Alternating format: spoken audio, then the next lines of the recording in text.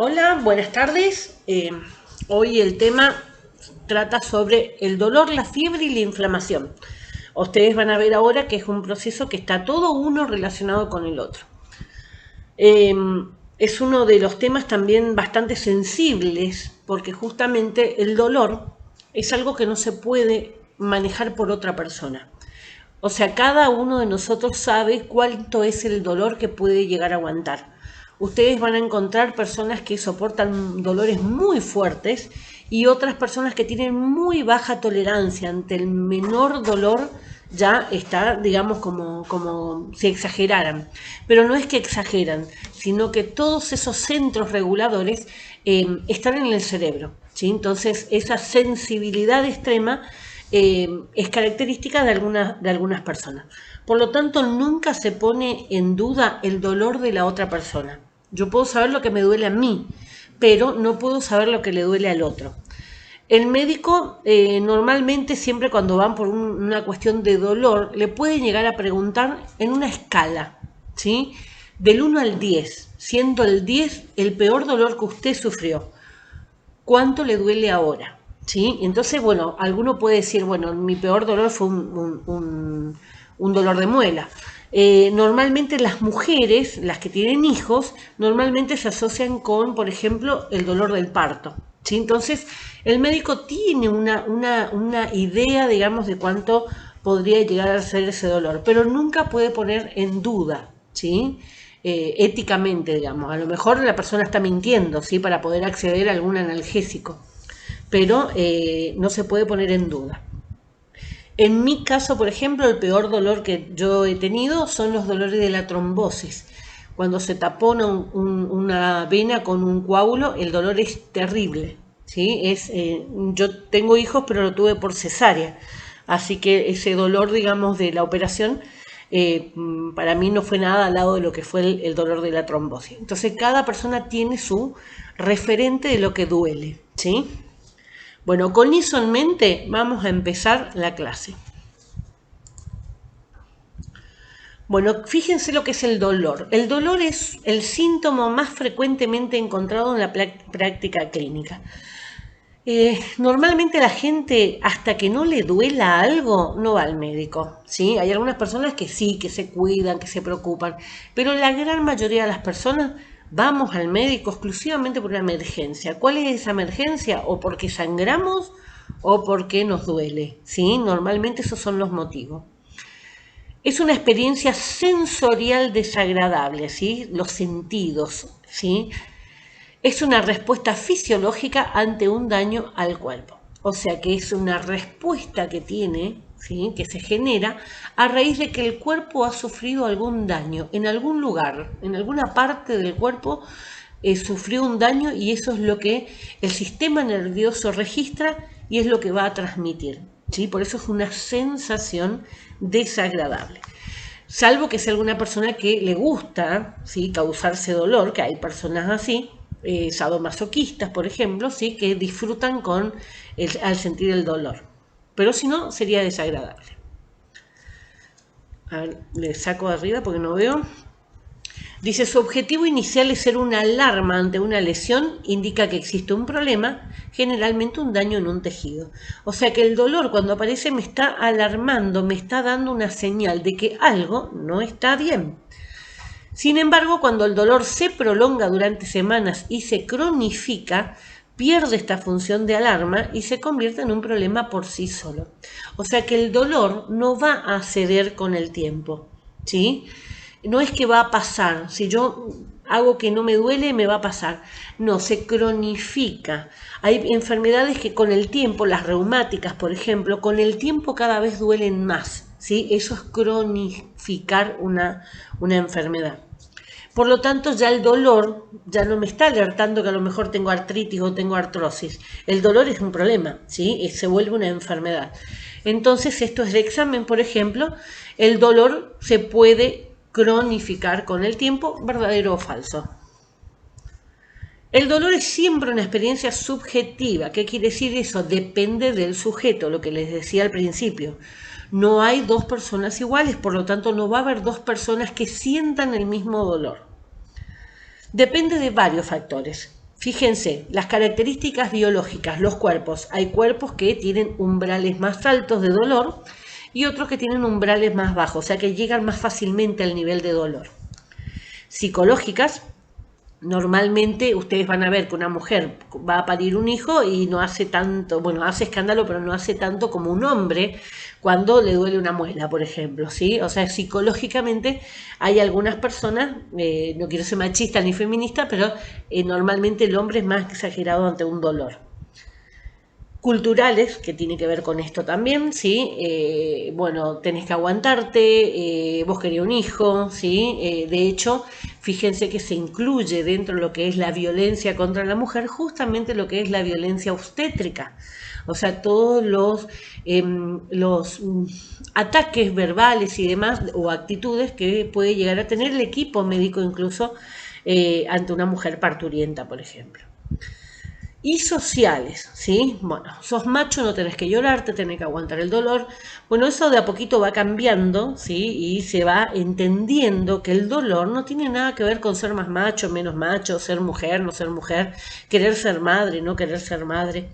El dolor tiene toda esta mezcla de cosas que hacen que a mí me duela de una manera determinada. De forma tal que cada persona percibe el dolor de una forma completamente distinta. Yo no puedo saber nunca lo que le duele a otra persona. Cuando hablamos de inflamación, dice, es la respuesta del organismo a una agresión. Consiste fundamentalmente en una vasodilatación local, o sea, aumento del calibre de los vasos sanguíneos en esa región, y una acumulación de los distintos tipos de células inmunológicas, los glóbulos blancos y otros inmunoglobulinas que están dando vuelta. Esto lo vamos a ver bien al proceso cuando veamos vacunación, ¿sí? Que viene después del tercer parcial. Ahí vamos a ver bien todo lo que tenga que ver con esto de cómo ocurre. Pero con la imagen que ustedes tienen ahí, la idea es que ustedes interpreten, por ejemplo, me pica una abeja, ¿qué pasa cuando nos pica la abeja? ¿Le habrá picado alguna vez algún insecto o alguna abeja? Digo porque normalmente el tamaño es más grande. ¿Qué pasa? O cuando le pica un perro, ¿sí? ¿Qué pasa en la zona? Se hincha. ¿Por qué se hincha? ¿Sí? ¿Por qué se inflama esa zona? Porque cuando algo extraño entra a mi cuerpo, ¿sí? O mi cuerpo es lastimado por algo, actúa el sistema inmunológico. ¿Por qué? Porque va a defender ese lugar. Por eso está dentro de lo que es el tema de vacunación. Como tiene que llevar a esa zona glóbulos blancos, tiene que llevar inmunoglobulinas, tiene que llevar otras hormonas que están para histamina, un montón de sustancias que están justamente para defender el cuerpo y hacer una reacción alérgica ante algún daño. Como tiene que hacer eso, ¿cómo lo va a llevar? A través de la sangre. Entonces empieza a mandar, a bombear a esa zona mayor cantidad de sangre. Por eso dice que ahí que aumenta el calibre. Cuando va más sangre, las venas y las arterias se van a llenar. Sobre todo las arterias se llenan más de sangre. ¿Sí? ¿Por qué? Porque mandan más a ese lugar. Cuando llegan al lugar, empieza como la imagen que ustedes ven ahí, empiezan a salir del vaso sanguíneo suero, que es lo que inflama, ¿sí? Que es lo que inflama el tejido, va a salir del vaso, se va a ir al tejido, el suero con esas inmunoglobulinas, con esos glóbulos blancos. Ustedes ven ahí mastocitos, que son células de la inflamación, ustedes ven ahí en el dibujo los neutrófilos, que son glóbulos blancos, ¿sí? Y los macrófagos, que son del sistema inmunitario, que son los que van a comer, ¿sí? Macrófago significa grandes comedores, van a comer cualquier cosa que entró, el veneno, una abeja, lo que sea que está queriendo entrar al cuerpo. Todo este proceso se da en cuestión del tiempo que ustedes noten, desde que le aparece la lesión hasta que se inflama la zona, ¿sí? Se debe a esto, a que va mayor cantidad de sangre a la zona y parte del suero y parte de los glóbulos que están dentro de la sangre van a ir a ese tejido. Eso es lo que genera esa inflamación. ¿Qué pasa cuando se inflama? Nosotros habíamos visto en el sistema nervioso, cuando vimos la clase del sistema nervioso, que el sistema nervioso periférico, ¿sí? Estaba el central, que era el cerebro y la médula, y estaba el periférico, que era desde ahí todos hasta la última terminación del último dedo. ¿Qué hacía ese sistema periférico? Tenía dos tipos de neuronas. Unas neuronas que eran sensitivas, captaban la información, y unas neuronas que eran motoras, que ejercían la acción. Por eso cuando yo me quemo la mano con algo, retiro rápidamente la mano. ¿Sí? En esa fracción de segundo, ¿qué hizo mi cerebro? Recibió la información del fuego y hizo que mi mano se retirara. Le ordenó a los músculos de esa mano para que se retiren, de la mano, del brazo, todo. Bueno, todo este proceso entonces se va a dar en esos poquitos tiempos. Ustedes van a notar que a veces se inflama enseguida, a veces no. Pero se debe a este proceso. Entonces quiero que les quede claro, digamos, qué es la inflamación. Se expande ese tejido, el que está lastimado, porque va mayor cantidad de sangre a la zona, llevando glóbulos blancos, llevando células del sistema, ay, no me sale el nombre, el sistema que vigila, que protege nuestro cuerpo, no me sale el nombre, ahora ya me va a salir. Y eso hace que salga suero de ese vaso, de ese calibre, de esa arteria, y vaya hacia el tejido. Eso es lo que inflama.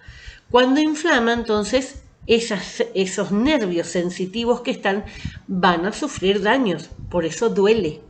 Entonces, una de las primeras medidas cuando el tejido está inflamado es reducir la inflamación. Con esa reducción de la inflamación, el tejido vuelve a su tamaño y eso hace que deje de doler muchas veces.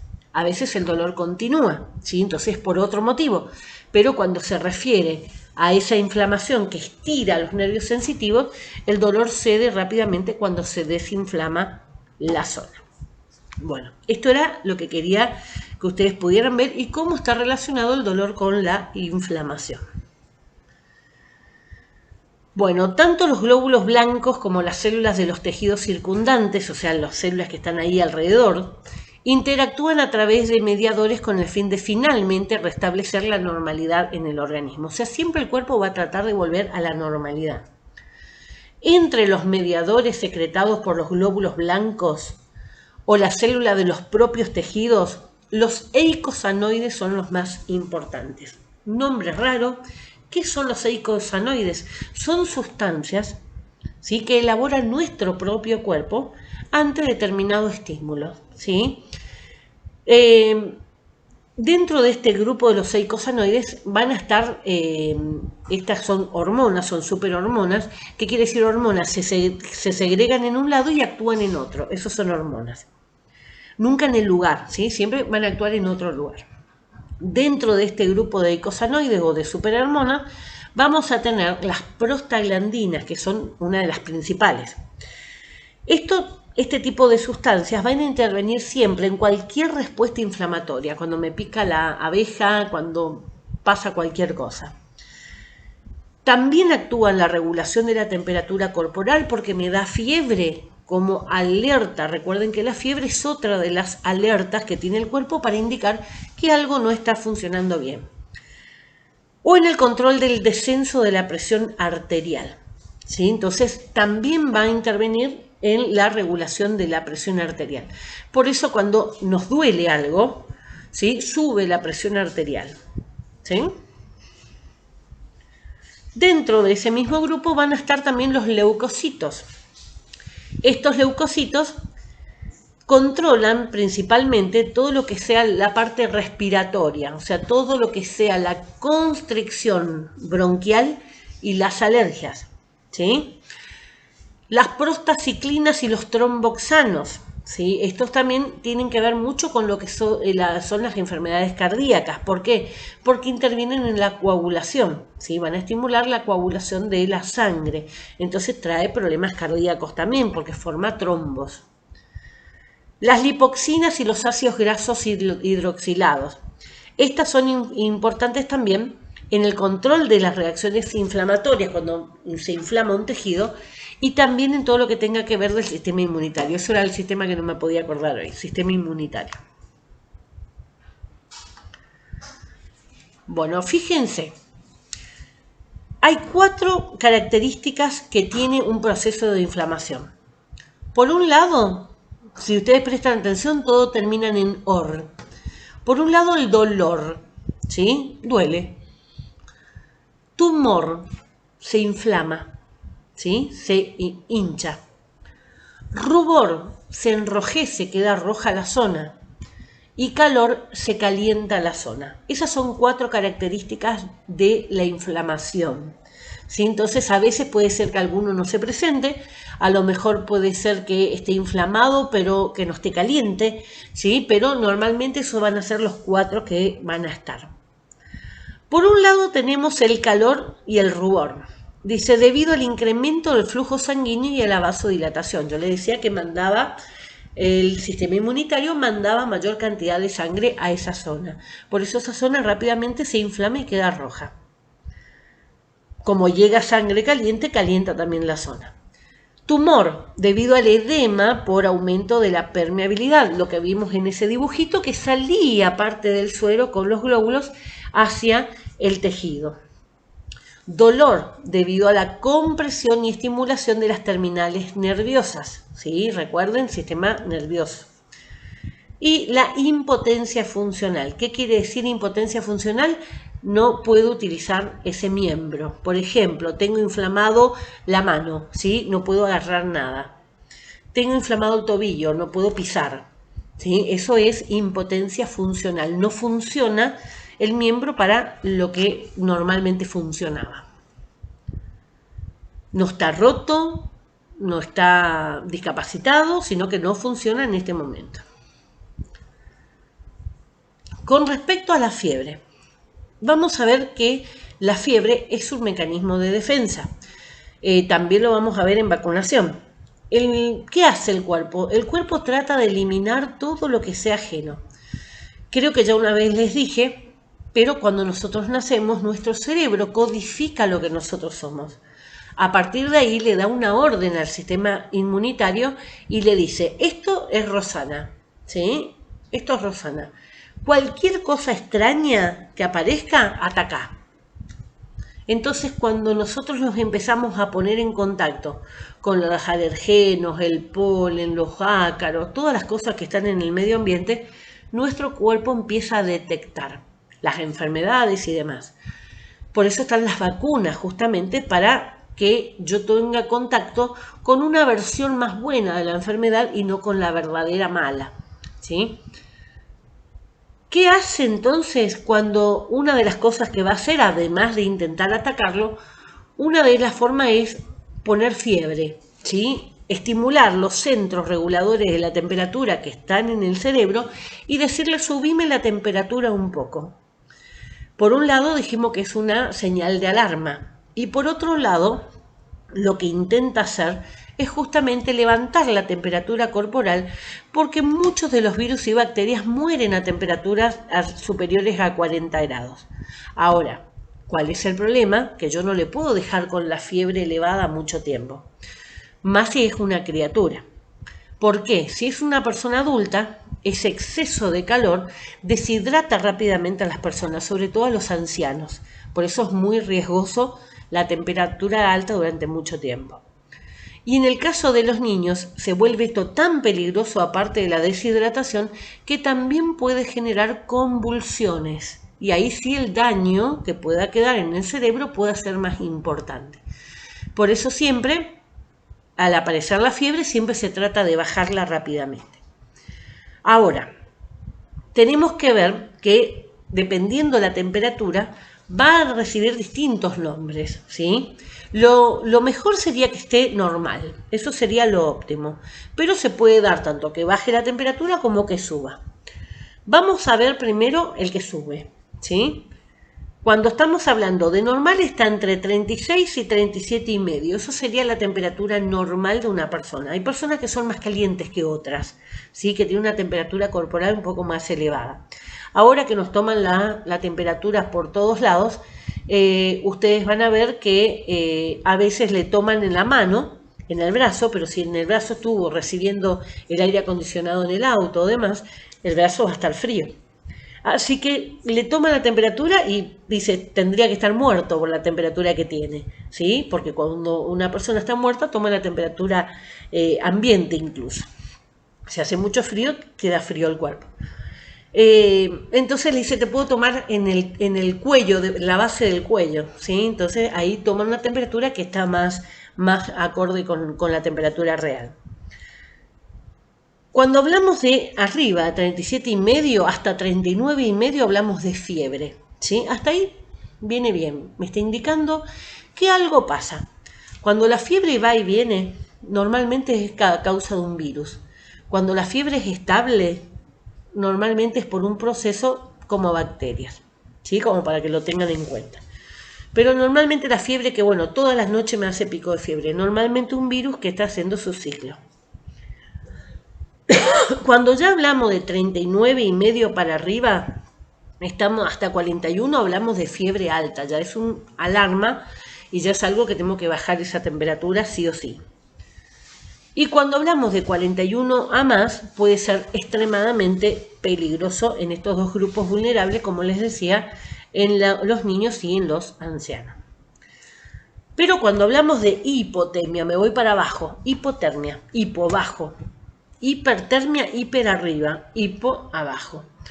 Cuando hablamos de hipotermia, quiere decir que está por debajo de la temperatura óptima que tiene que tener el cuerpo para funcionar. ¿Qué pasa cuando baja mucho la temperatura del cuerpo? Empieza a haber problemas justamente con la parte de la sangre, ¿sí? Se va como coagulando la sangre, más se puede ser más peligrosa para esas personas. Cuando estamos expuestos a un frío, mueren congelados, la circulación se va perdiendo.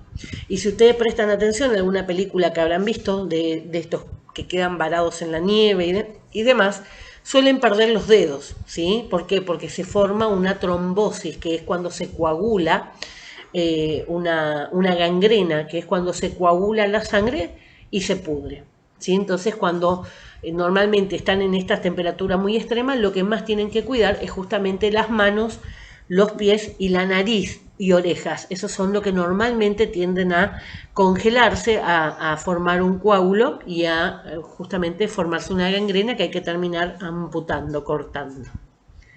Así que cualquiera de los dos extremos puede ser peligroso. La idea es que el que está con un estado de hipotermia, calentarlo de alguna manera, hacerle subir la temperatura. Bueno, la fiebre entonces aparece porque durante el proceso inflamatorio se liberan algunas sustancias que se llaman pirógenos. Van a encontrar también como piretógenos, cualquiera de los dos sirve, que significa que son sustancias que son capaces de generar temperatura. Actúan en el centro regulador, ¿sí? de la temperatura en el hipotálamo, está en el cerebro, y elevándola por encima de los niveles normales. La fiebre prolongada y alta es peligrosa porque en niños puede desencadenar convulsiones y en adultos daña tejidos, reduce la agudeza mental y puede conducir al delirio y al coma, especialmente en los ancianos. Bueno, ¿qué se refiere con que daña tejidos? Así como la alta temperatura puede matar virus y bacterias, de eso se trata la pasteurización, que es calentar algo a una elevada temperatura para matar los gérmenes que pueda tener. Esa elevada temperatura daña nuestros tejidos porque afecta a las proteínas, ¿sí? Las proteínas que forman parte de todo nuestro cuerpo se van a ver dañadas, por eso dañan los tejidos, especialmente lo que son los músculos. Vamos con entonces, esas son las tres, ¿sí? El dolor, la inflamación y la temperatura. El tratamiento del dolor. Para el tratamiento del dolor o analgesia se emplean distintos tipos de fármacos. Vamos a ver tres grupos que son importantes.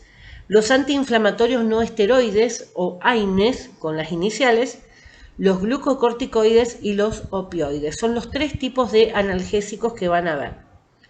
Cuando hablamos de los AINES, tengan en cuenta que los antibióticos que vimos la clase pasada y los AINES son los dos grupos que más reacciones alérgicas producen en la comunidad, ¿sí? Y sin embargo, hay muchas personas que se automedican con antibióticos y hay muchas personas que se automedican con AINES. Antes era la aspirina, pero hoy es la aspirina, es el diclofenac, es el ibuprofeno, es el piroxicam, ¿sí? Hay varios de los antiinflamatorios que la gente utiliza. Bueno, los AINES tienen un efecto inflamatorio a nivel periférico, por eso sirve para todo lo que sea dolores musculares, sirve para todo lo que sea golpes y demás, ¿sí? Esos son los periféricos, recuerden. Los glucocorticoides tienen un efecto antiinflamatorio casi exclusivo. ¿Por qué? Porque los AINES tienen una potencia también analgésica y antipiretógena, o sea, para la temperatura. Entonces el AINE sirve para desinflamar, para el dolor y para la fiebre. En cambio, los glucocorticoides son exclusivos de las inflamaciones, ¿sí? Para aliviar eso. No me va a dar ningún tipo de efecto para el dolor, a veces lo enmascara, lo tapa, y tampoco para la fiebre. Al contrario, el glucocorticoide baja el sistema inmunitario y puede generar que incluso alguna otra bacteria o virus me afecte. Y el tercer grupo son los opioides. Los opioides controlan el dolor actuando pero a nivel central, no periférico, sino a nivel central, y son los que se suelen utilizar para dolores extremos, son los que se utilizan, por ejemplo, en una operación, en una amputación. Los soldados tienen en los cascos por si les estalla alguna bomba y pierden un miembro. Fíjense a qué nivel actúan, que no tienen un brazo, no tienen una pierna y no le duele, ¿sí? O sea, se aplican para poder aguantar hasta que le rescaten. Se utilizan en oncología, en la misma morfina, pero en otra dosis, ¿sí? Se utiliza mucho en oncología y se van a hacer una combinación de todos estos analgésicos justamente para poder ir dándole a ese paciente la capacidad para soportar el dolor, ¿sí? Vamos al primer grupo, los AINES. Todos ellos inhiben la síntesis de la prostaglandina. Recuerden que la prostaglandina era uno de los eicosanoides, las sustancias que se liberan en la inflamación. Mediadores inflamatorios producidos por los glóbulos blancos y las células de los tejidos lesionados. O sea que son como alertas también, ¿sí? Las principales acciones de los AINES son sus efectos antiinflamatorios, antipiréticos, la temperatura, y analgésicos, pero no tienen todos el mismo grado. Dependiendo del tipo de dolor también, uno es mejor que otro. Vamos al efecto antiinflamatorio. Dice, al inhibir la producción de las prostaglandinas, los AINES disminuyen la vasodilatación, achican la vasodilatación, y la salida de los glóbulos blancos a los tejidos dañados, lo que lleva a una disminución del proceso inflamatorio y a un alivio rápido del dolor. ¿Qué quiere decir esto? El AINE, como bloquea las prostaglandinas, lo que hace la prostaglandina era dilatar, ¿sí?, los vasos sanguíneos para que vaya mayor cantidad de sangre. Como está bloqueada esa prostaglandina, no actúa, reduce, eso hace que vaya menos sangre a la zona, que salga menos sangre de la arteria hacia el tejido, y eso hace que disminuya la inflamación. Y recuerden que cuando disminuye la inflamación, el dolor también va a disminuir. El efecto analgésico. Dice, el alivio del dolor se produce como consecuencia del efecto antiinflamatorio, o sea que siempre va a actuar en aquellos lugares donde hubo inflamación. Si es un dolor donde no hay esa inflamación, no tiene ningún tipo de efecto. Por eso no sirve, por ejemplo, para el cáncer. Si el dolor es un síntoma de un proceso inflamatorio importante, los AINES ácidos, como el ácido acetilsalicílico o el ibuprofeno, son los más eficaces. Si el dolor es debido a traumatismos, a procesos degenerativos con escasa inflamación, como la artrosis, los AINES básicos, como el paracetamol, son tan eficaces como los AINES ácidos. Como los efectos analgésicos de los AINES y los opioides se producen por mecanismos diferentes, se potencian entre sí. Esto último, o sea, va a haber distintas enfermedades, distintos tipos de dolores, entonces van a ser utilizados estos antiinflamatorios de forma distinta. Pero, como los AINES y los opioides actúan por sistemas distintos, uno periférico, el otro central, también se pueden usar los dos juntos para potenciar el efecto analgésico, ¿sí? Sobre todo en aquellos pacientes terminales, aquellos pacientes que sufren grandes dolores. No es una muela, ¿sí?, sino que es algo fuerte de verdad. Las asociaciones de AINES con opioides se utilizan para el tratamiento de dolores intensos como los del cáncer. Al tercer efecto, efecto antipirético. La disminución de la fiebre se debe a la inhibición de las prostaglandinas que se producen en el hipotálamo, ¿sí? O sea, en cerebral. Los AINES solamente disminuyen la temperatura corporal si está aumentado por efecto de sustancias denominadas piretógenos, sustancias que estimulan la producción de la prostaglandina a nivel cerebro. O sea, que cuando yo tengo fiebre, tomo un AINE y cede, es debido a que esa fiebre fue por estas prostaglandinas que estaban dando vuelta, ¿sí? Por ese proceso inflamatorio. Entonces, al disminuir el proceso inflamatorio, hay menos prostaglandina circulante, esto va a ir bajando el dolor y la temperatura. Y a veces hay temperaturas que no ceden con los AINES, ¿sí? Entonces ahí sí tenemos que actuar de otra manera. Las hipertermias, o sea, la fiebre, mediadas por otros mecanismos distintos de los inflamatorios, por ejemplo, una intoxicación con los medicamentos, no son modificadas justamente por estos AINES, ¿sí? O sea que si doy un AINE y no pasa, la fiebre se debe a otro proceso. Bueno, ustedes van a ver que hay distintas clases químicas de los antiinflamatorios. ¿Y por qué les muestro esto? Porque habíamos dicho que era uno de los grupos que más reacciones alérgicas tiene. Al ácido acetil salicílico hay pocas personas que son alérgicas, pero, por ejemplo, al diclofenac hay muchas personas que son alérgicos. Al piroxicam hay mucha gente que son alérgicos. O sea que son alérgicos a determinados compuestos químicos que tiene esa droga. Vamos a ver también que el diclofenac tiene mucho efecto adverso en los riñones, ¿sí?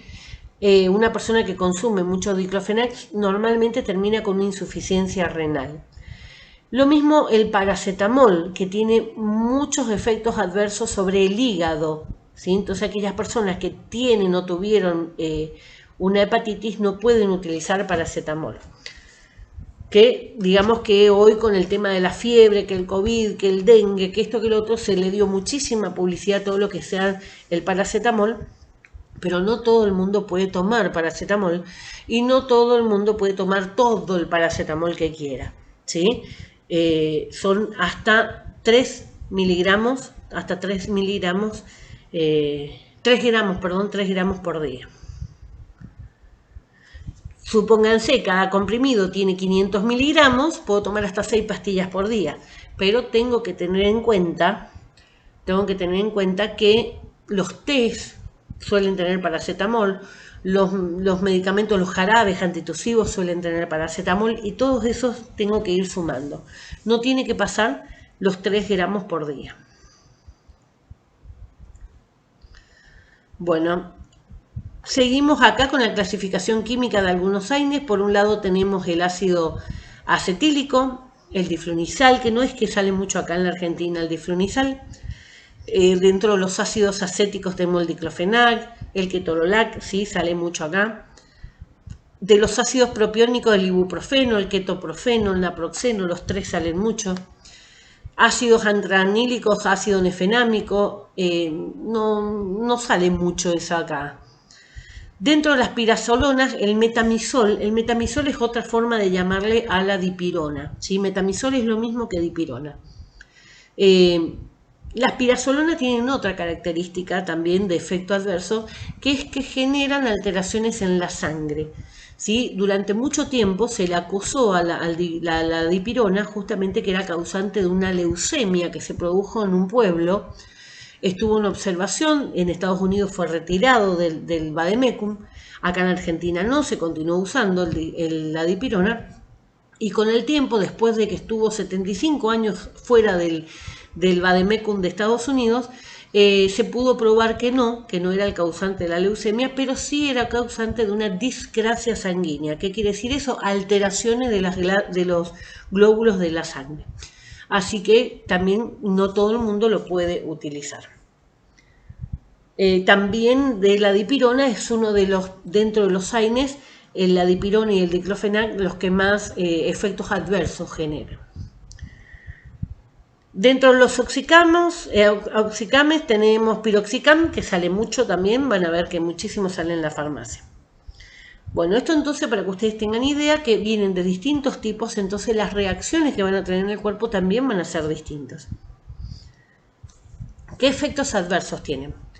La mayor parte de los efectos adversos aparecen luego de un uso prolongado. Lo primero que se asocia con gastritis y por eso se le potenció tanto también al paracetamol, porque se no daña el estómago, sí, pero daña el hígado, ¿sí? O sea que también es problemático. Con el uso prolongado, entonces, cuando empieza a haber problemas gástricos, van a aparecer las dispepsias, eructos, ¿sí? Alteraciones en la digestión significa dispepsia. Las náuseas, los vómitos, las úlceras, ¿sí? A veces las úlceras son tan profundas que llegan hasta los vasos sanguíneos del estómago, lo que genera hemorragias, ¿sí? Las úlceras sangrantes. Esto lo vimos en el capítulo de aparato digestivo. Puede haber nefrotoxicidad, que es eso cuando el riñón está afectado, ¿sí? Afectación renal. Y a veces llegan a casos llegan a un caso de insuficiencia renal. ¿Qué quiere decir? El riñón no funciona suficientemente como para eliminar todas las toxinas del cuerpo.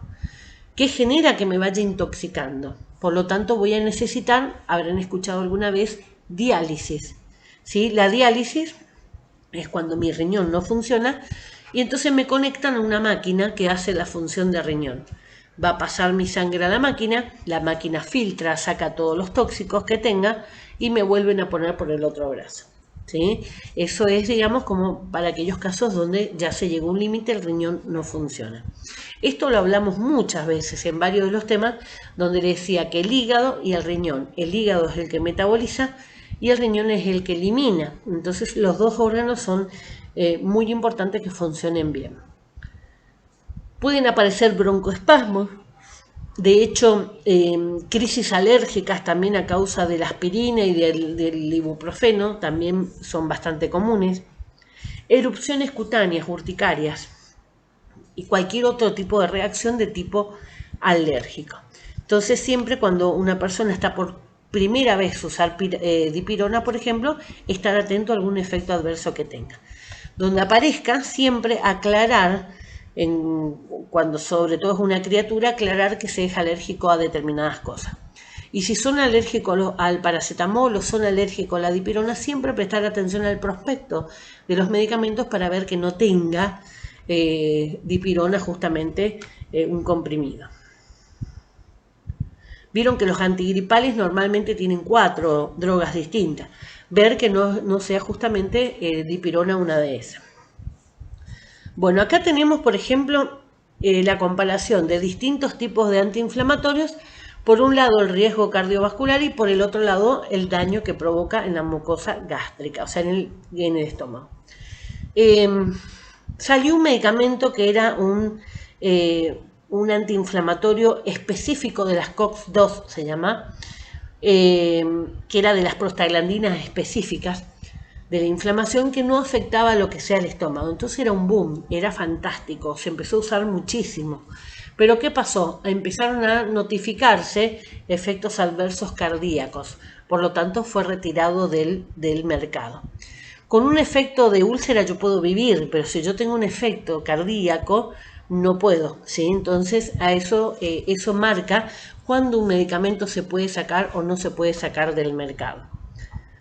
Bueno, fíjense el riesgo cardiovascular, de menor a mayor va la lista. El naproxeno es el más inofensivo, pero el diclofenac es el más peligroso para la parte cardíaca. Sin embargo, muchísimos abuelos que son hipertensos, que tienen problemas de insuficiencia cardíaca, ¿se acuerdan que el corazón se agrandaba? Usan diclofenac. Con el daño a la mucosa, lo mínimo era el celecoxib, que era el COX-2 que le decía, y el peor es el ketorolac. El ketorolac se usa mucho para dolores como dolores de muela, ¿sí? Ese tipo de dolor. Así que fíjense que piroxicam y ketorolac no pueden ser utilizados, por ejemplo, en aquellos pacientes que tienen úlcera, ¿sí? Porque es muy peligroso que se convierta en una úlcera sangrante. ¿Qué contraindicaciones en general tienen? El uso de los AINES está contraindicado en caso de gastritis y úlceras gastrointestinales, exceptuando el paracetamol. Recuerden que ese no actúa en el estómago, pero sí en el hígado. Y a largo plazo pueden provocar problemas renales graves también. Bueno, efecto de estos AINES con los medicamentos que son más prescriptos. Fíjense con los IECA, los vimos a los IECA en antiinflamatorio, en el sistema cardiovascular. Los IECA eran los inhibidores de la enzima convertidora de angiotensina. ¿Qué hacía esto? Apretaba los vasos sanguíneos, ¿sí? La angiotensina. Entonces, cuando poníamos un IECA, un inhibidor, lo que hacía era relajar. El IECA, el ejemplo, era el enalapril, el Lotrial, ¿sí? Que es el medicamento más utilizado en la Argentina. El enalapril es el número 1 de los antihipertensivos. Fíjense que cuando yo lo mezclo con un AINE, reduce el efecto antihipertensivo. Entonces, a veces, y los abuelos usan mucho, aspirina y diclofenac y ibuprofeno usan mucho. Muchas veces sube la presión arterial, aumentan las dosis de los antihipertensivos y en realidad también tiene el efecto que retienen sodio. Recuerden que si retienen sodio, retienen agua, eso aumenta también la presión arterial, va a aumentar la hinchazón de brazos, de manos, de pies. Y en realidad lo que tendríamos que hacer es separar la dosis del antihipertensivo de los antiinflamatorios que tome, ¿sí? Bueno, con los anticoagulantes inhiben la agregación plaquetaria. ¿Eso qué quiere decir? Que se potencian. Entonces, tomado un anticoagulante con un AINE, va a potenciar el efecto anticoagulante. ¿Cuál es el peligro? Que quede demasiado líquida la sangre y genere hemorragias. Los betabloqueantes, también antihipertensivos, reduce el efecto antihipertensivo. El Losacor, ¿sí? La digoxina, que es un cardiotónico, aumenta la toxicidad. La digoxina de por sí es tóxica, porque viene, ¿se acuerdan de que viene de una planta dentro de lo que yo le di las plantas tóxicas? Pero lo que sí es muy utilizado la digoxina para marcar el paso del corazón, ¿sí? El ritmo del corazón. Así que la toxicidad aumenta. Y también con los diuréticos. ¿Por qué? Porque reducen el efecto natriurético. ¿Qué quiere decir natriurético? Sodio en la orina. Si no elimina sodio por la orina, va a retener el sodio. Si retiene sodio, retiene agua. Si retiene agua, aumenta la presión. Y incrementa la insuficiencia cardíaca. ¿Qué quiere decir eso? Si yo aumento el volumen de sangre porque no elimino la sal en la orina, lo que voy a retener es más sal, voy a retener más líquido, eso aumenta mi volumen de sangre y el corazón es insuficiente para bombear toda la sangre, por eso es una insuficiencia cardíaca. No puede expulsar toda la sangre que está acumulada y se empieza a acumular en la vena. Cuando se acumula en la vena, ya saben que si hay mucho líquido en los vasos, empiezan a filtrar, ¿sí? Sale el líquido hacia los tejidos. Por eso normalmente las personas que tienen insuficiencia cardíaca se les hincha los pies, ¿sí? Las piernas, incluso en los casos más graves puede hincharse los brazos, las manos también. Eso es el edema, ¿sí? Y eso es típico de insuficiencia cardíaca. Glucocorticoides. Vamos al segundo grupo. Los glucocorticoides son hormonas segregadas en la corteza de la glándula suprarrenal. La glándula suprarrenal, como el nombre lo dice, es suprarrenal, arriba de los riñones está, ¿sí? Son dos glándulas que están apoyadas arriba de los riñones. Tienen efectos sobre casi todas las células del cuerpo. Están presentes de forma natural en la sangre y tienen varias funciones, entre las que se destaca preparar al cuerpo para una situación de estrés prolongada. Recuerden que los corticoides tienen el mismo efecto que la adrenalina, ¿sí? Cuando vimos el sistema nervioso, era aquel que estaba preparado para huir, el estrés, ¿sí? El cortisol es el corticoide natural producido por el propio cuerpo, más representativo, la dexametasona es el corticoide sintético que más se parece al cortisol. Entonces, cuando llega una persona, por ejemplo, con una crisis asmática que no puede respirar, está en shock, ¿sí? Normalmente le colocan una dexametasona ¿para qué? Para que empiece a poder respirar mejor. Lo mismo ocurre en un shock anafiláctico, una alergia. Supónganse, me picó una abeja y soy alérgica a la abeja, me empiezo a llenar de ronchas, empieza a ocluirse la entrada de aire, ese es el peligro, ¿sí? Las ronchas pueden picar, pero no me va a matar. Pero cuando se empieza a inflamar la zona de la tráquea, no permite el paso del aire, sí puede ser peligroso. En esos casos se usan justamente estos corticoides. ¿Cuáles son las acciones farmacológicas que tiene? Reducen inflamación primero, disminuyen intensamente la respuesta inmune. ¿Qué quiere decir eso? Baja la defensa del cuerpo. Cuanto más corticoides yo uso, más baja mi sistema inmunitario. Inhiben la secreción de insulina, por lo tanto van a provocar un aumento de la glucemia, o sea, el azúcar en sangre, y favorecen el uso de la grasa y las proteínas como fuente de energía. Recuerden que la principal fuente de energía son los hidratos de carbono.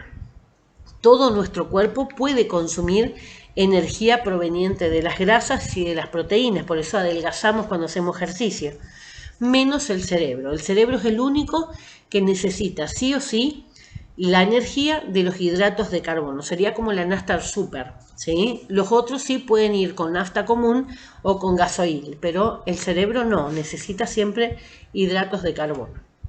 Cuando estamos haciendo una dieta estricta en hidratos de carbono, lo primero que aparece es el reclamo del cerebro, justamente con dolores de cabeza, mareo, nubes en los ojos, ¿sí? Se nublan la visión, justamente que son alarmas que pone el cerebro. Mantienen la excitabilidad del cerebro, por tanto provocan cambios en el estado de ánimo, ¿sí? O sea, eufórico, depresivo, ¿sí? Adrenalina es todo eufórico. Disminuyen la secreción del moco gástrico, dificultan la cicatrización de los tejidos, ¿sí? O sea, los tejidos tardan más en curarse cuando uso corticoides. Desencadena fragilidad capilar, lo que hace que la fragilidad capilar serían que los vasos más pequeñitos del cuerpo, esos son los capilares. Los vasos sanguíneos se van achicando, achicando hasta que llegan a la superficie de la piel en esos vasos, en esos capilares, y luego nuevamente empiezan con la vena, desde los capilares venosos hasta nuevamente las venas de gran calibre que llegan al corazón. Esos capilares, los más chiquititos, quedan más frágiles, por lo tanto se rompen más fácilmente. Ustedes van a ver que hay personas que tienen moretones en el cuerpo, a veces es por un roce normal o un choque contra un escritorio, una mesa, y ya les genera un moretón. Eso es por fragilidad. Y a la aparición de flebitis, la aparición de flebitis es inflamación justamente de los vasos sanguíneos. Suprime la formación de los huesos, por lo tanto no es muy recomendable, salvo indicación médica, el uso de corticoides en los niños porque están creciendo, ¿sí? Esos huesos se tienen que estirar. Bueno, dentro de lo que sea la actividad terapéutica es muy amplia, los corticoides se usan muchísimo. Se van a usar en los procesos inflamatorios, los graves y los severos, ¿sí? Se usan en los procesos alérgicos, en la enfermedad pulmonar como el asma, en los tratamientos de cáncer, los antineoplasia, ¿sí? Los antineoplásicos, justamente se inflama el tejido con el cáncer y estos corticoides se usan justamente para controlar esa inflamación. En las artritis, ¿por qué? Porque son enfermedades de por vida. En las enfermedades en las que hay alguna deficiencia de corticoides, o sea que mi glándula suprarrenal no está funcionando bien, y no se utilizan en primera línea para el control del dolor, aunque pueden contribuir a paliarlo al intervenir con la síntesis de prostaglandinas. Recuerden, si yo corto la inflamación, baja la inflamación y eso hace que los receptores nerviosos no sientan el dolor. Dentro de los efectos secundarios vamos a tener, debido a que sus efectos secundarios son muy importantes y su gravedad está relacionada directamente con la dosis y la duración del tratamiento, las terapias con corticoides casi siempre son de corta duración y se reservan por lo general para casos de enfermedad severa. ¿Qué quiere decir esto? Los corticoides con el uso prolongado van a ir suprimiendo la glándula suprarrenal, ¿se entiende? O sea que la glándula va detectando todo el tiempo y va fabricando esos corticoides naturales. Cuando yo empiezo a ingerir o me inyectan, ¿sí? O me uso cremas con corticoides de uso crónico, yo le voy a estar dando a mi cuerpo corticoides. Por lo tanto, esas glándulas, como detectan, dejan de trabajar. Y algo muy importante es que cuando yo uso un corticoide, yo después no lo puedo dejar de un día para el otro. ¿Sí? Lo tengo que ir dejando de a poco, ir bajando la dosis o espaciando la toma de la dosis. ¿Para qué? Para que las glándulas suprarrenales detecten que bajó el nivel de corticoide y empiecen a fabricar el corticoide natural. Esto es importante porque si no se genera todo un desequilibrio, porque el corticoide regula todo lo que pasa en mi organismo. Cuando se establecen tratamientos largos, es necesario prevenir que su presencia en sangre por encima de los niveles habituales inhiba a la glándula suprarrenal. Justamente lo que le decía, esa glándula es como decir, es fiaca, ¿sí? No quiere trabajar. Entonces se potencia justamente que no trabaje. Así que lo que tengo que hacer después es ir retirándolo de a poco para que pueda ser detectado. Bueno, dice, por eso se establecen pautas con dosis mínimas, a días alternos, o sea, ir salteando, o con disminución progresiva para poder suspender. Bueno, entonces lo que hacemos con eso es estimular a que la glándula nuevamente empiece a fabricar. ¿Qué efectos secundarios encontramos? Insuficiencia suprarrenal por inhibición de la glándula, o sea, uso tantos corticoides que mi glándula deja de funcionar. Hiperglucemia, aumento de la glucosa en sangre. Diabetes, ¿sí? Pueden precipitar una fase maníaca en personas con trastorno maníaco depresivo. Lo vimos en sistema nervioso, el bipolar, ¿sí? El bipolar alternaba estados de manía con estados de manía, exaltación, con estados depresivos. Entonces puede estimular, como este es adrenalina, ¿sí? Recuerden que el corticoide es adrenalina, puede estimular una fase maníaca. Si yo estoy depresiva, posiblemente me ayude a mejorar mi ánimo, pero si yo estoy en una fase maníaca, puede llegar a potenciar esa manía. Genera cambios en el humor, justamente agresión, se asocia siempre el tema al miedo, a la agresión. Las personas que usan muchos corticoides también pueden ser agresivas, ¿sí? La aparición de úlcera péptica, o sea, el aparato digestivo. Desequilibrio electrolítico, retener agua y sodio, ¿sí? Sin potasio, por ejemplo, elimina el potasio, retiene el sodio. Recuerden que el potasio, necesitábamos potasio en nuestro cuerpo para todos esos intercambios, esos pasajes de las sustancias en los tejidos que necesitaban esa bomba de sodio-potasio, por ejemplo. Además, el potasio es necesario para la contracción cardíaca, ¿sí? O sea que puede ir generando un montón de desequilibrios también. Aumenta el riesgo de sufrir una infección oportunista. ¿Por qué? Porque baja mi sistema inmunitario y eso hace que yo quede más expuesta a virus, bacterias, hongos, parásitos, todo lo que vimos en la clase pasada. Puede generar osteoporosis también. ¿Qué es la osteoporosis? Es la pérdida de calcio o de dureza que tienen los huesos. Es como si se le formaran agujeritos en todo el hueso. Eso lo hace más frágil. Eso es osteoporosis. Normalmente los huesos, nosotros tenemos el mismo hueso cuando nacimos. ¿Qué va haciendo el tiempo? Lo va alargando porque se van formando nuevas capas por afuera. Pero imagínense si yo tuviera el hueso completo de mi pierna, pesaría 50 kilos solo el hueso del fémur, ¿sí? De la cadera a la rodilla. Por lo tanto, mientras que el proceso del hueso va creciendo por afuera, por dentro se va eliminando, ¿sí? Entonces, eso permite que el hueso sea hueco en el interior y eso hace que no pese tanto. Dentro de ese interior, recuerden, está la médula de los huesos y ahí es donde se fabrican los linfocitos B, que eso vamos a ver en vacunación, que es uno de los linfocitos de nuestro sistema inmunitario. O sea, fíjense que está todo uno encadenado con otro. A largo plazo puede desencadenar una enfermedad relacionada con la disminución de la secreción fisiológica de los corticoides en el cuerpo. O sea, con el tiempo, el no tener las glándulas suprarrenales trabajando normalmente me provoca lo que se conoce como síndrome de Cushing. Y acá está lo que significa el síndrome de Cushing. Fíjense que le decía que los corticoides regulan mucho de nuestro cuerpo, prácticamente todo. Fíjense lo que genera. Por un lado, depresión. ¿Sí? Por otro lado, cataratas en los ojos. Hirsutismo y acné. Hirsutismo es pelos, ¿sí? Un exceso de pelos y exceso de granos, acné es granos, en partes del cuerpo. ¿Sí? Por ejemplo, una mujer barbuda con granos grandes, a eso se refiere. Los hombres también, por supuesto. Salen pelos, pero en el hombro, en el pecho, en la espalda, ¿sí? No en la barba, no en la cabeza. El tema de diabetes, recuerden que eso también potenciaba el aumento de glucosa en sangre. La hipertensión, porque no relaja, eso hace que apriete, no relaja los vasos sanguíneos, eso hace que apriete y eso aumenta la presión.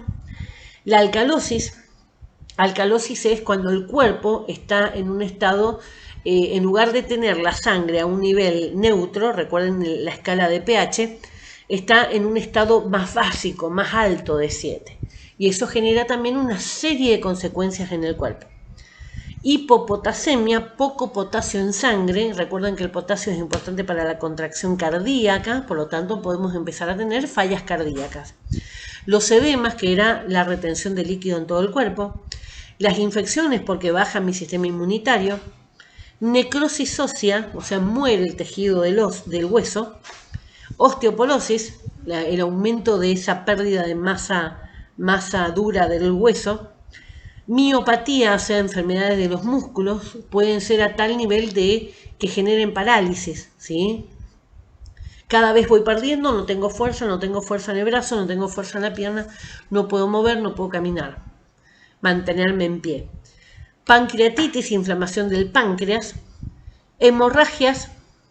Cuello de búfalo, que el cuello de búfalo es muy característico también en las personas diabéticas, es un exceso de grasa en el cuello y en la zona del inicio del hombro. Normalmente los fisiculturistas tienen desarrollados los músculos, pero en el caso de este tipo de síndrome de Cushing es característico, porque no es una masa muscular extendida, sino que es como una joroba. ¿Sí? Por eso se llama cuello de búfalo. Vieron que los búfalos tienen un crecimiento anormal en el cuello. Y algo típico, cara de luna llena. ¿Qué quiere decir? Cara ancha, porque se inflama el tejido y queda cara redondita. Bueno, fíjense, todo eso, síndrome de Cushing. Consideraciones a tener en cuenta. Tomar la medicación siempre a la misma hora. Si ha olvidado tomar una dosis, debe tomarla lo antes posible. Aunque si ya falta poco tiempo para la dosis siguiente, es mejor no duplicarla, dice. ¿Para qué? Para no aumentar esa dosis de corticoides. Recuerden siempre la ventana terapéutica. No interrumpir el tratamiento bruscamente, sino hacerlo en forma paulatina, ya saben por qué, por el síndrome de Cushing. Si se hiciera en forma brusca, aparece el síndrome de retirada de los corticoides, que se caracteriza por malestar, debilidad, dolor muscular, dificultad para respirar, hipotensión arterial, hipoglucemia, fiebres y vómitos. O sea, bastante feo el cuadro. Ingerir el medicamento acompañado de alimentos para evitar la irritación, sobre todo si hay úlceras, úlceras de estómago o de intestino. Para protegerse de la infección, el lavado de manos, evitar las aglomeraciones y el contacto con personas que tengan algún proceso infeccioso. O sea, como nos manejamos hoy, el lavado, el uso de alcohol en gel, lavado de las manos periódicamente, el usar barbijos o un aislamiento con una persona que esté con algún proceso infeccioso, por ejemplo, un resfriado. En caso de tener que vacunarse, debe consultarlo siempre antes. ¿Por qué? Porque el corticoide lo que aumentaba era la posibilidad de las hemorragias, ¿sí? Entonces, cuando son inyectables, también tener en cuenta eso. Las personas diabéticas deben saber que va a aumentar su nivel de glucosa en sangre, ¿sí? Entonces es importante que lo tengan en cuenta. Los deportistas tienen que tener en cuenta porque esto aumenta el dopaje, ¿sí? O sea que si yo me aplico un corticoide ante una maratón, como el corticoide es adrenalina, tiene el mismo efecto que adrenalina, se toma como un dopaje positivo. Debe acudir a un centro sanitario o alertar a los servicios de emergencia si presenta alguno de los siguientes síntomas, o sea, los síntomas que son peligrosos. Dificultad respiratoria, siempre, primero. Si no respiro, no funciona nada el resto. Dolores extremos. Sangrado nasal. Presencia de sangre en las heces, o sea, en la materia fecal. En el vómito o en el esputo. El vómito sale del estómago y el esputo viene del pulmón. Con un catarro, ¿sí? Cuando yo escupo un catarro, si viene con sangre.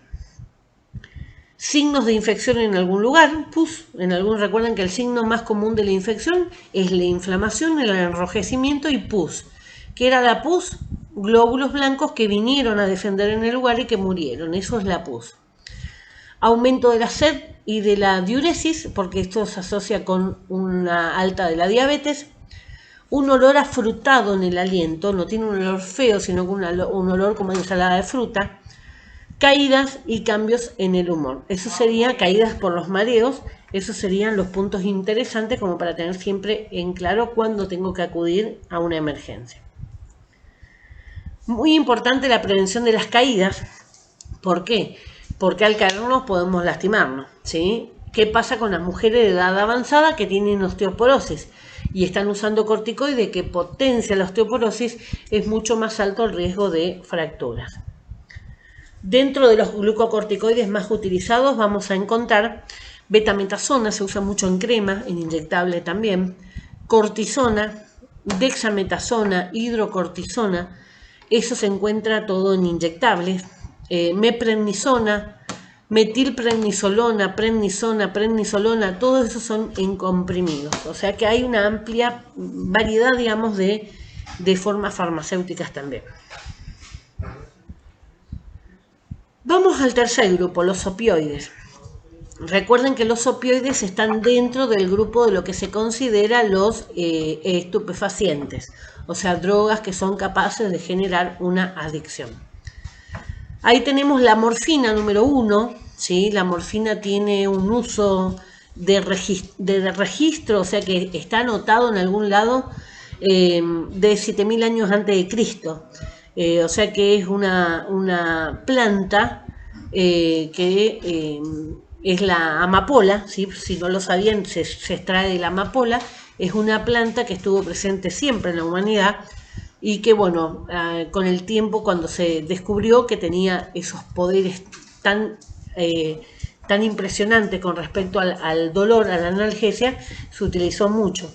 Pero para eso, estamos hablando del siglo XVII, para cuando se descubrió el uso medicinal del opioide, de la morfina, ya veníamos con siglos, ¿sí? Y milenios antes, porque 7000 años antes de Cristo, imagínense, del abuso, porque está muy asociado con los abusos. Incluso toda la historia de la morfina es muy interesante. Se libraron dos guerras, llamadas guerras del opio, justamente en Asia, a causa de esto. Llegó a tal punto de desenfreno social, porque todo el mundo consumía. No es lo mismo tener un adicto suelto en la calle que tener cientos, y eso va a ser siempre un potencial peligro para la legalización de cualquier droga. No es lo mismo un borracho que 10 borrachos juntos, no es lo mismo un adicto y 10 adictos juntos, o sea que imagínense una sociedad donde todos son adictos. El desenfreno generó que en Asia justamente se tuvieran que tomar medidas a raíz de las dos guerras que se generaron de prohibiciones. Entonces mucho tiempo estuvo también prohibido. ¿Qué pasó ahí? Pasó que los exploradores europeos, cuando fueron a recorrer todo lo que sea Asia, así como se vinieron a América, iban a la India, iban a África, todos, encontraron la maravilla de lo que significaba la morfina y lo trajeron, digamos, hacia Europa con ese sentido medicinal. Nuevamente se desproporcionó todo esto y generó que en el siglo XX se tenga que firmar un tratado internacional que firmó la ONU en 1971, para que ustedes se imaginen cuando yo nací, justamente prohibiendo lo que sea el uso, la tenencia y la comercialización, además del traspaso en las aduanas, en los límites fronterizos, de todas las sustancias consideradas ilícitas. ¿Cuáles son? Marihuana, cocaína y morfina. Sí, así que después, bueno, todas las que después se incorporaron, pero en ese momento eran esas tres.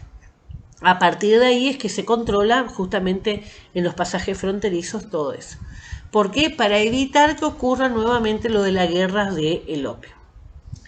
Bueno, ahora nuevamente cada tanto aparece una nueva ola de gente que está a favor del consumo de drogas y que estipula y potencia, digamos, que sería, digamos, beneficioso liberar el consumo de marihuana y demás en la comunidad, porque eso combatiría a aquellos que trafican con esto. Porque al no ser ilegal, digamos, ya no hay fundamentos de tener traficantes. Pero en realidad lo que nos prueba la historia, y yo estoy totalmente en contra de la liberación de cualquiera de las drogas, lo que nos prueba la historia es que justamente la liberación de la droga nunca llevó a la solución de problemas, al contrario. Y es por lo que le decía recién, no es lo mismo tener un adicto a tener 10, a tener 100, a tener todo un pueblo adicto. ¿Sí? Entonces eso potencia los desmadres, dirían los chicos ahora. Bueno, grupo de sustancias narcóticas que producen analgesia actuando sobre el sistema nervioso central. Morfina, le decía que fue la primera que la comunidad médica reconoce y se les puso como el nombre de morfina justamente por Morfeo, el dios del sueño. La morfina se saca de la amapola, le decía, y la codeína es un derivado también dentro de lo que es el opio. ¿Sí? El opio es el exudado que sale de la amapola.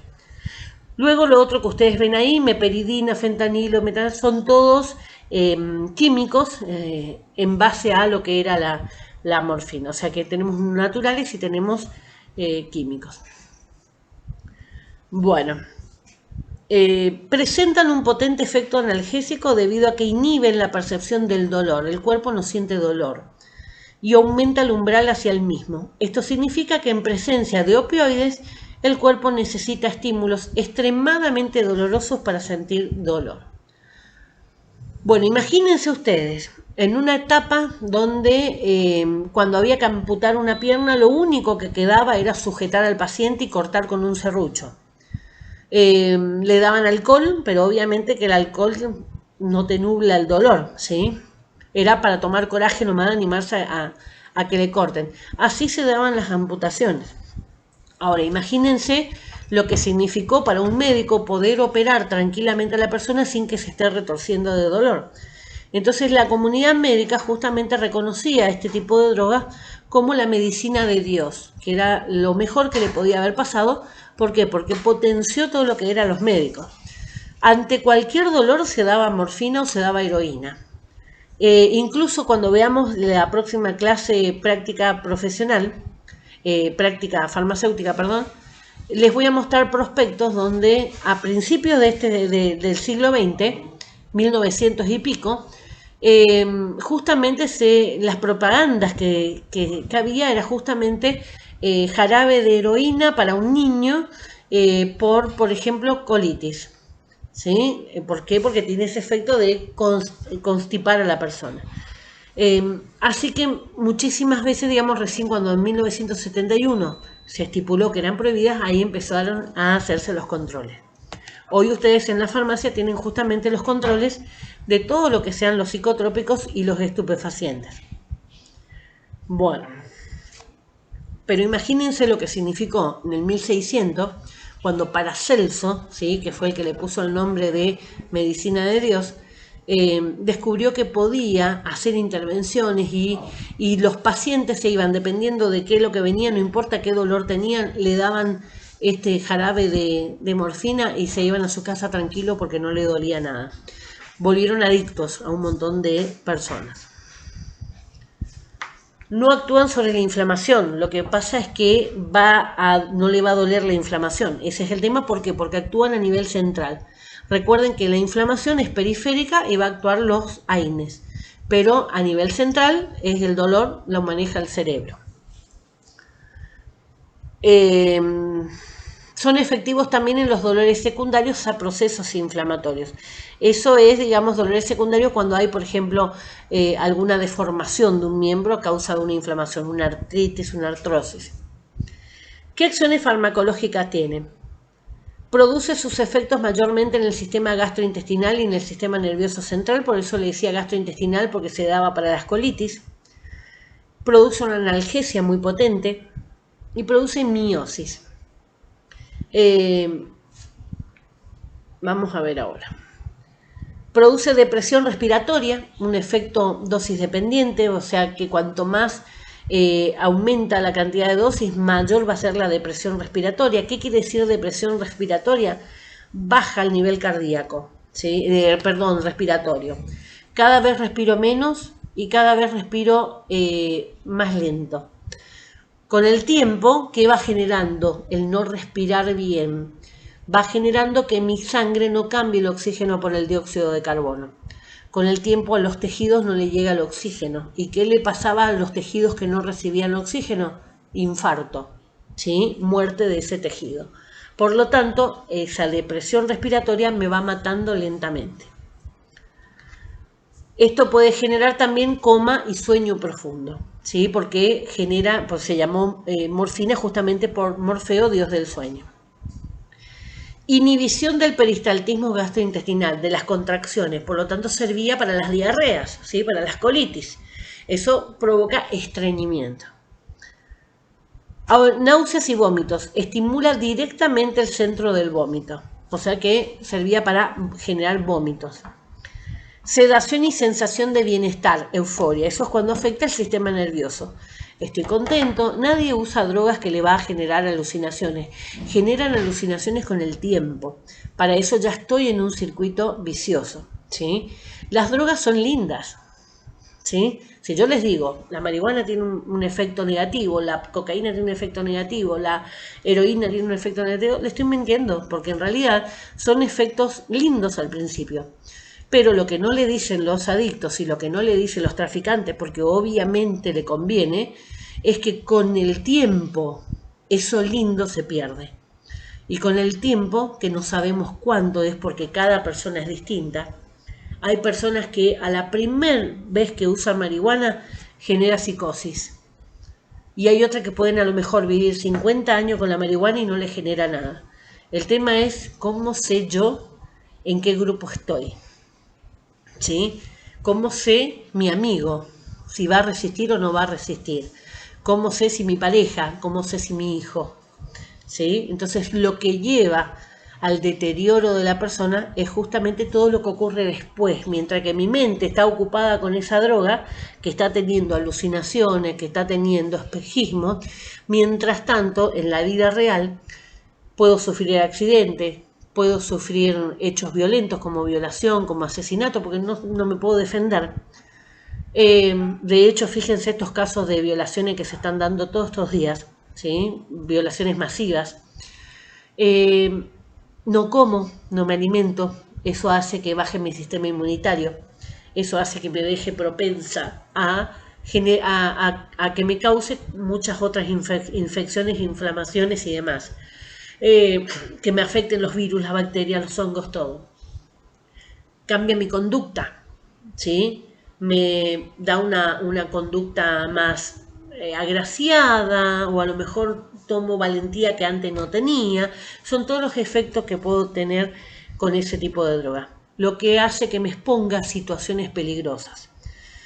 Consumir droga no me va a contagiar SIDA, ¿sí? Salvo que yo comparta una jeringa.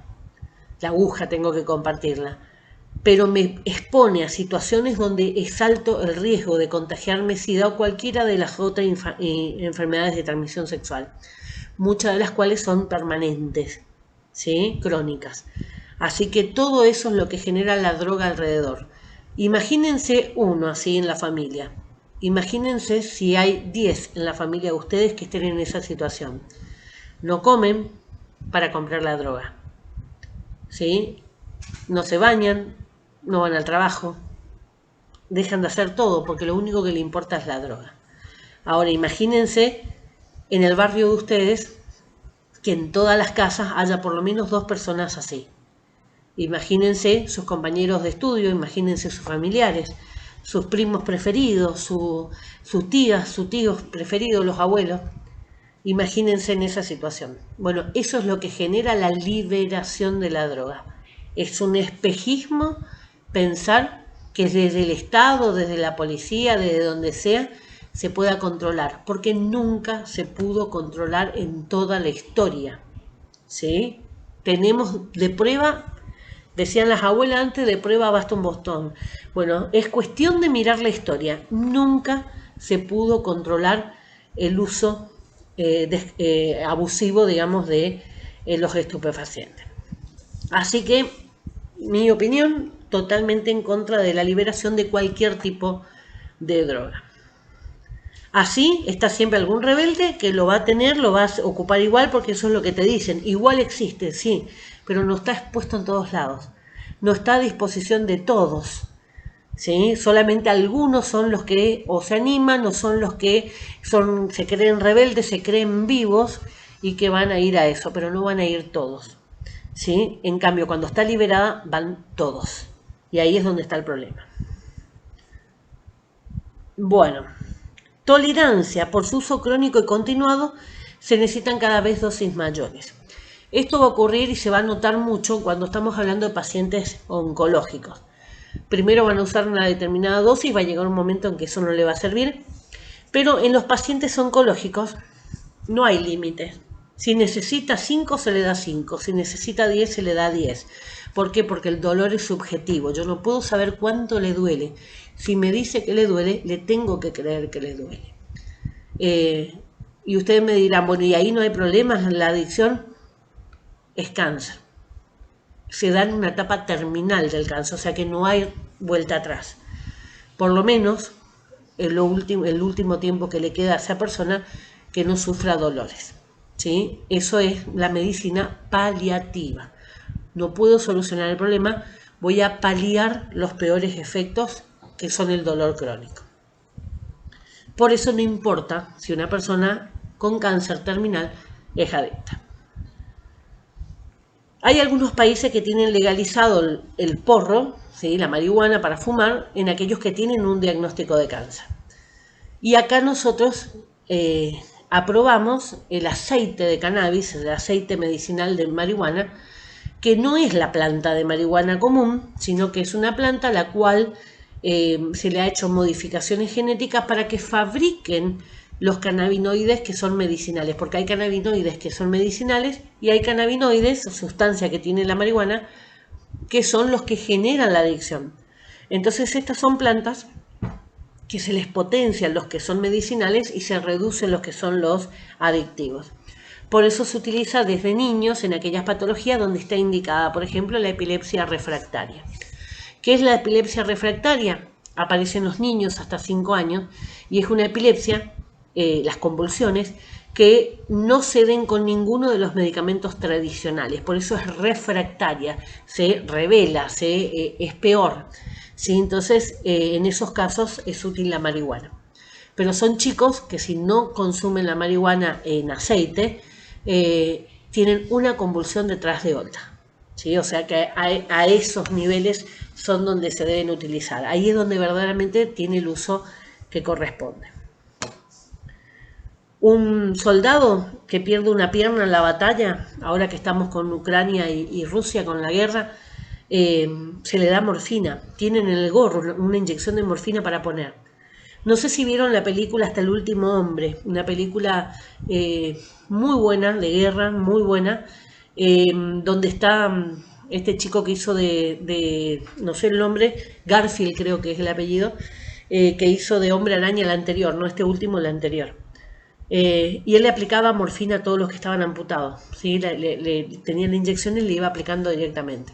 Eso permite que esa persona, por más que no tenga el miembro ahí, no sienta el dolor. ¿Le puedo negar? No, por supuesto que no. Voy al máximo, voy con todo, la batería completa. Y después, cuando a medida que lo voy recuperando, le voy sacando la droga. ¿Sí? Eso, así se trabaja en medicina. Hay distintos receptores justamente para todo lo que sean los opioides en nuestro cerebro. Vamos a tener receptores mu, kappa y sigma. No puedo saber cuáles son los receptores que yo tengo más o que tengo menos. ¿Sí? No lo puedo saber, pero están esos 3 receptores en el cerebro. Igual la marihuana, nuestro cerebro tiene receptores para marihuana. O sea que es una planta que está ligada en la evolución del ser humano. Se ve que se ha consumido toda la vida marihuana para generar esos receptores justamente en nuestro cerebro. La característica que tiene estos receptor mu es justamente la analgesia supraespinal, o sea, de la columna. Genera depresión respiratoria, o sea, me puede matar. Provoca euforia, o sea, es responsable de todo lo que sea la parte linda, ¿sí?, de la droga. Y produce una sedación moderada. Cuando hablamos del kappa, tiene una analgesia espinal, la columna vertebral. Tiene una sedación que es más intensa y puede provocar la miosis. Y cuando hablamos del sigma, es el que causa las alucinaciones, es el que causa la disforia, el estar loco corriendo por la calle, y es el que estimula la estimulación, genera la estimulación psicomotora, movimientos incontrolados. Entonces, normalmente, dependiendo cuánto yo tengo, a lo mejor tengo poco sigma, ¿sí? Y entonces va a tardar mucho tiempo hasta que me genera las alucinaciones y esta estimulación psicomotora.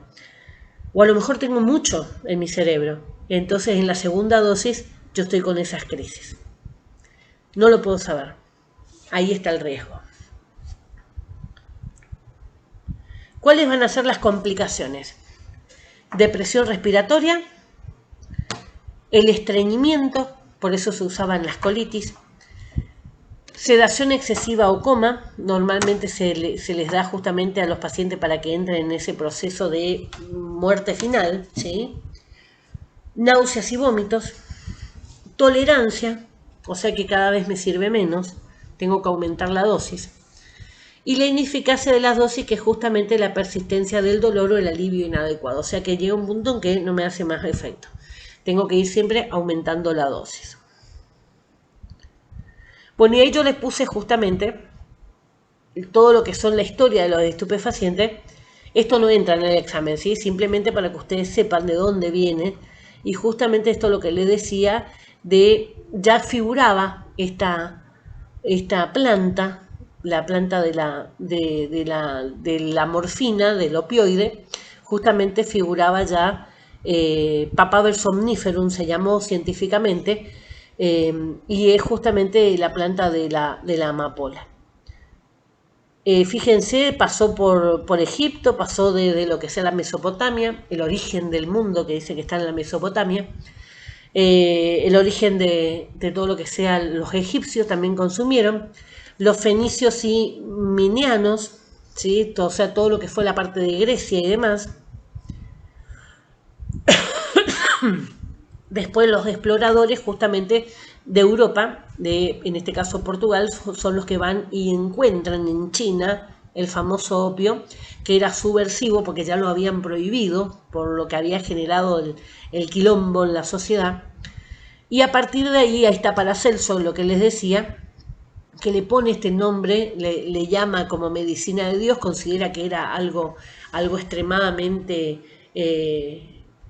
venido de los dioses, ¿sí? Por eso decía que Dios dio esa planta para que puedan curar, y fue justamente el que le puso, creó el nombre de láudano. Ustedes van a encontrar mucho láudano en las películas viejas y demás que se habla de láudano, es el mismo opio, la misma morfina.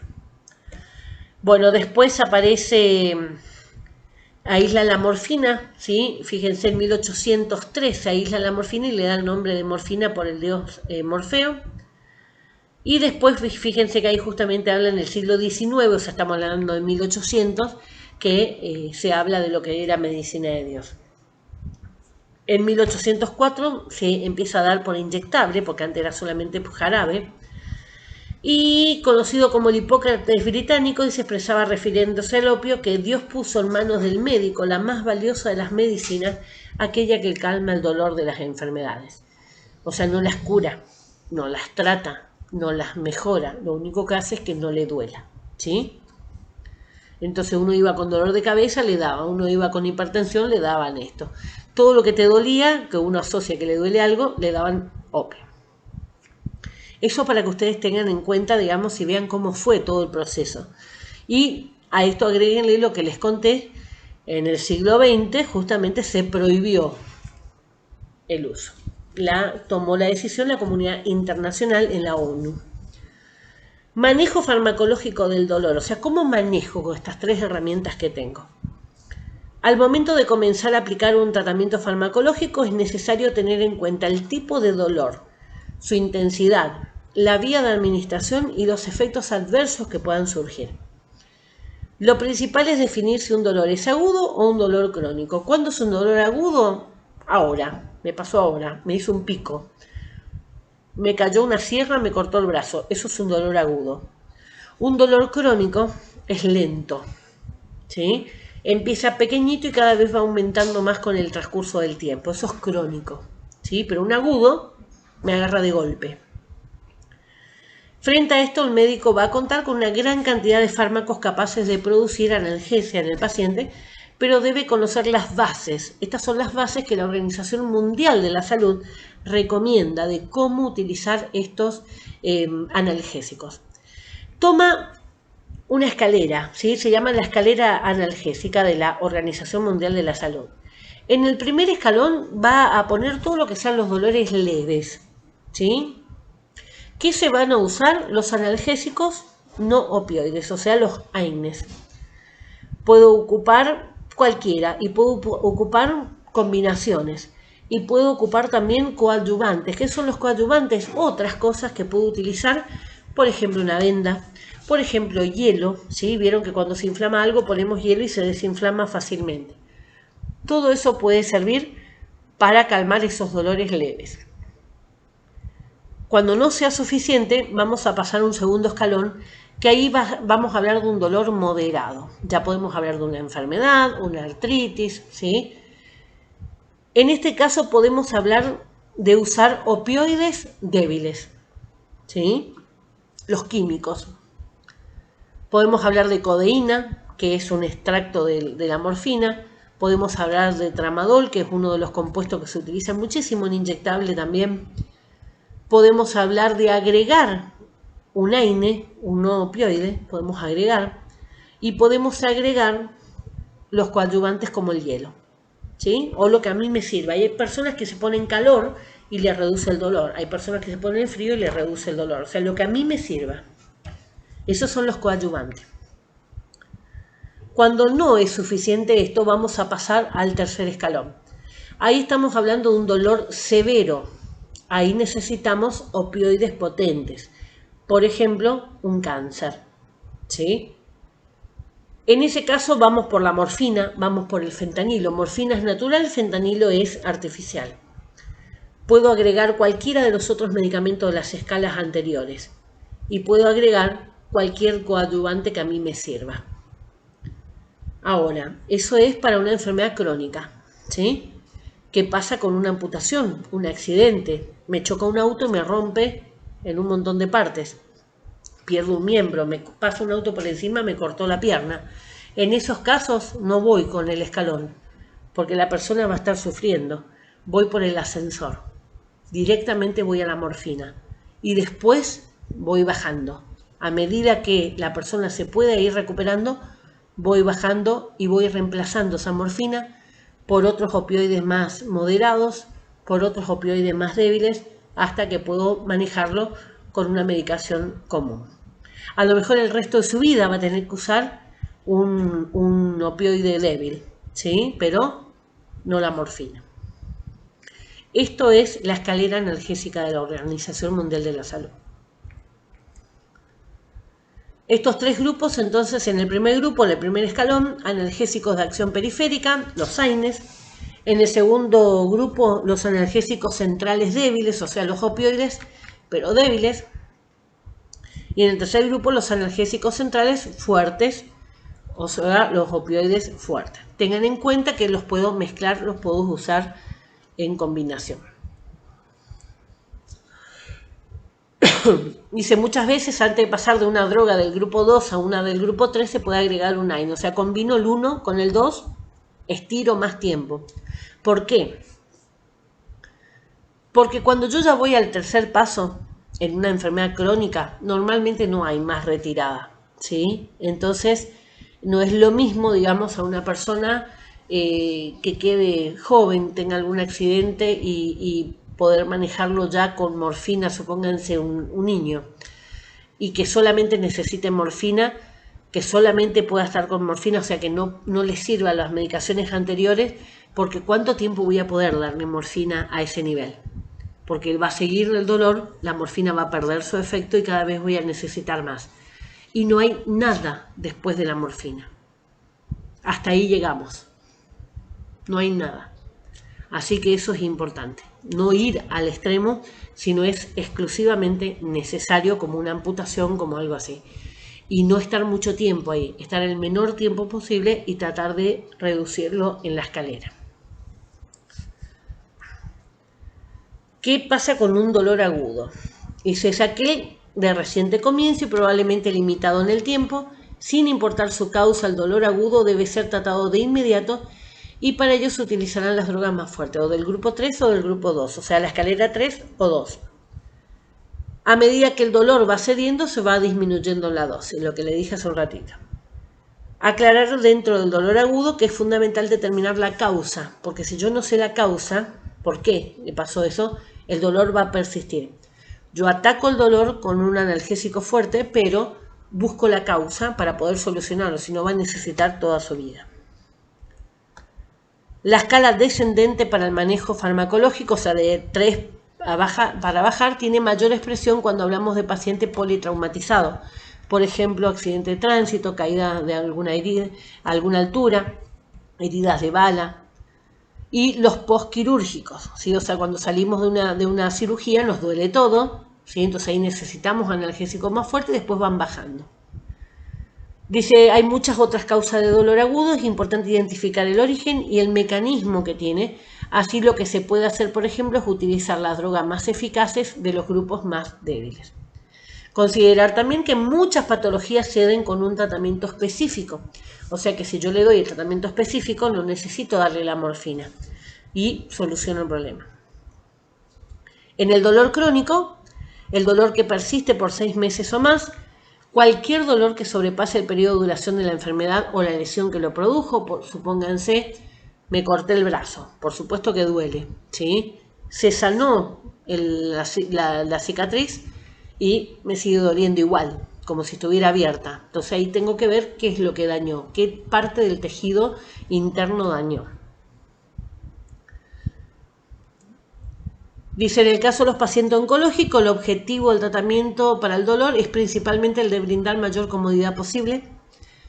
Dejo de lado si aparece algún efecto adverso, no importa que un paciente terminal sea adicto, no importa, el tema es que no sufra. Además, los opioides, sobre todo los chicos, no sé si conocen algún caso, pero los chicos con cáncer, el tratamiento ya es agotador. El tratamiento es muy injusto, por decirlo de una forma, porque es agresivo. Es pincharles y pincharles y pincharles completamente. Y estamos hablando de una criatura que no debería tener esos sufrimientos y esos dolores. O sea que en esos casos donde estamos hablando de la morfina como un uso compasivo. Bueno, los opioides tienen cierta potencia euforizante, obviamente mejoran el estado de ánimo cuando usan morfina. El individuo al no tener dolor va a tener una mayor motilidad y va a estar de mejor humor. Bueno, ahí sería todo, ¿sí? Es un tema que es importante que ustedes entiendan la diferencia, ¿sí? Y la importancia de no usar analgésicos que no los necesito, ¿sí? Lo mismo que los antibióticos. Recuerden, son los dos grupos que más reacciones alérgicas tienen y son los dos grupos que a la gente más le gusta automedicarse. Así que esto es para que ustedes tengan una idea general y recuerden todo lo que sean los derivados de opio son dentro del grupo de los estupefacientes y eso llevan controles especiales. No cualquier médico lo puede prescribir y para poder venderlo se necesita toda una serie de trámites. Bueno, estamos entonces, eso sería todo. No sé si Ayelen tenés alguna pregunta. Si no, fíjense después el material, les mando el material para que ustedes puedan ver. Si tienen alguna duda, me preguntan, ¿sí? Nos vemos entonces. Chau, chau.